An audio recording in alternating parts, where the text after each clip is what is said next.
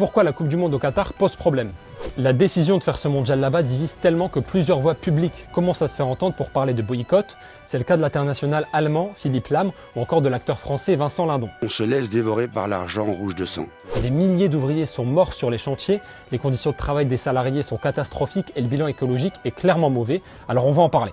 6500 ouvriers sont morts sur les chantiers des stades depuis que le pays a obtenu l'organisation de la compétition il y a 10 ans. L'ONG Amnesty International soupçonne même le pays de sous-estimer ce chiffre et de ne jamais communiquer les vraies causes des décès. Les conditions de travail sur place sont intenables avec des températures qui montent jusqu'à 45 degrés en été. Des ouvriers étrangers ont même été expulsés la semaine dernière après avoir osé réclamer 7 mois de salaire impayés. Niveau écologie aussi, il y a énormément de points critiques. 7 des 8 stades qui serviront à la Coupe du Monde seront climatisés. Il y aura même des clims sous les sièges. Et pour être tout à fait clair, les USA ont déjà eu recours aux stades climatisés et elles risquent aussi d'utiliser cette méthode pour la Coupe du Monde de 2026. Toutes ces critiques sont fortes, mais à l'approche de la compétition, aucun pays n'envisage d'appeler au boycott massif. On peut aussi parler tous ensemble de la Coupe du Monde au Qatar en commentaire et on répondra à vos questions.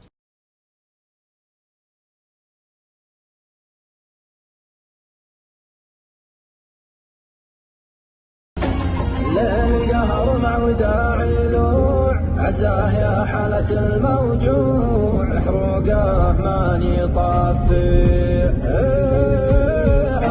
ما كان الاموال.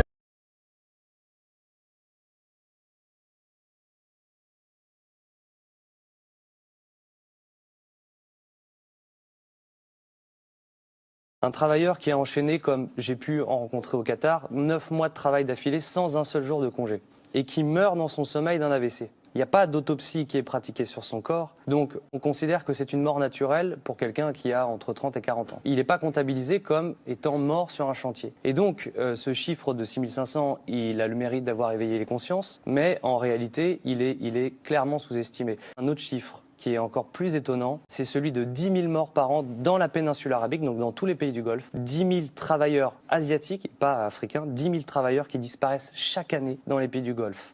On a rencontré ces travailleurs qui ont des problèmes de reins. Pourquoi? Parce que les entreprises au Qatar font des économies sur l'eau qu'elles donnent à leurs travailleurs. Donc c'est pas de l'eau minérale, c'est de l'eau désalinalisée. Et cette eau-là contient tout un tas de produits chimiques et des taux en sel qui sont bien plus élevés. Et donc les travailleurs développent quasi systématiquement des problèmes rénaux. Et quand ils rentrent chez eux, souvent ils ont quelques années encore à vivre parce que il leur faut une greffe d'un rein et ils n'ont pas les moyens de se payer une greffe de rein. Ou alors ils ont des graves problèmes de santé liés à ces taux qu'il leur est donné. Je suis arrivé au Qatar, je me suis rendu directement dans les bureaux de l'OIT, donc l'Organisation internationale du travail, pour avoir un entretien pour savoir quelles avaient été les améliorations sur les lois de travail au Qatar après l'obtention de la Coupe du Monde. Parce que dans les médias, on vantait qu'il y avait eu de grandes améliorations. Je me rends dans la zone industrielle.